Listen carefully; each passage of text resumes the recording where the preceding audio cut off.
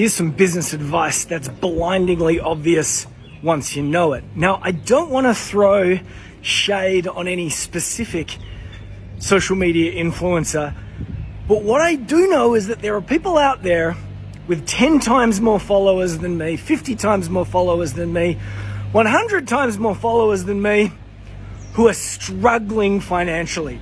They're struggling financially because they're focusing on the wrong stuff.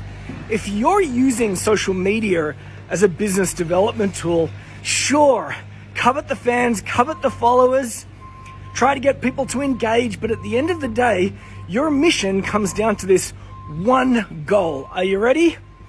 Build the followers, build the fan base, get the engagement, but at the end of the day, your goal is to get your future customers and clients off social media and into your business. This is the difference between people that have huge followings and struggle and people that don't have very big followings at all and are doing perfectly fine. So in our world, we generate 30 leads for every 1,000 followers that we have on a platform like TikTok in any given month. So 1,000 followers on TikTok translates to 30 leads in any given month. At this point in time, I think we've got about 5,000 followers, maybe 4,000, 4.5. You do the maths. 5 times 30, 150. There are business owners out there that struggle to get any leads in any given month. If you could get 30 leads, could you convert just one? So what do we do to get our fans and our followers and our connections and our contacts off social media and into our business? Well, there are two things that we do in tandem. The first is our content rhythms framework, and the second is our lead capture gateway, which is an off-ramp. Let's talk about the content rhythms first. This is a structure that we use in any given week. This is really helpful for social media. It's really helpful for email marketing planning as well too. And it goes like this. Are you ready? Monday, bust a myth. Tuesday, give a gift. Wednesday, tell a story. Thursday, reveal a tactic. Friday, call to action. Shall I say it again? Monday, bust a myth. Tuesday, give a gift. Wednesday, tell a story. It could be a story about you. It could be a case study about a client.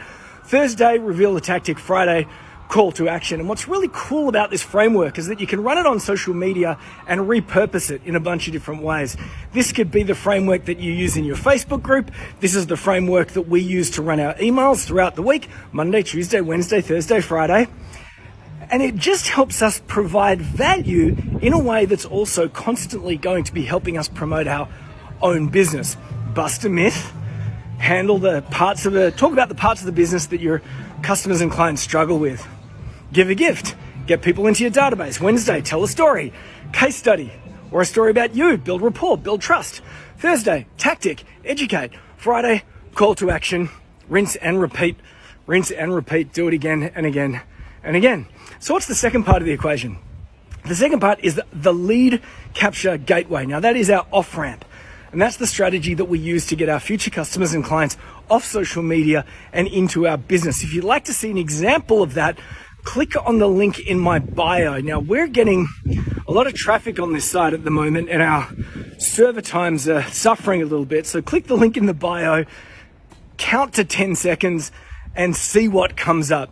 On the other side of that link is going to be something a little bit special. That there is an example of a lead capture gateway, and that is our mechanism to get future customers and clients off social media. So that's what I want you to be thinking about. Stop obsessing about the fans and the followers and the connections, because at the end of the day, it's not how many fans and followers you have, it's whether they are relevant to you, relevant to your industry, whether they are a targeted audience interested in what you do and the problems that you solve, and whether or not you have a mechanism to get those future customers and clients off social media into your business. If you're going to obsess about anything, obsess about the off-ramp.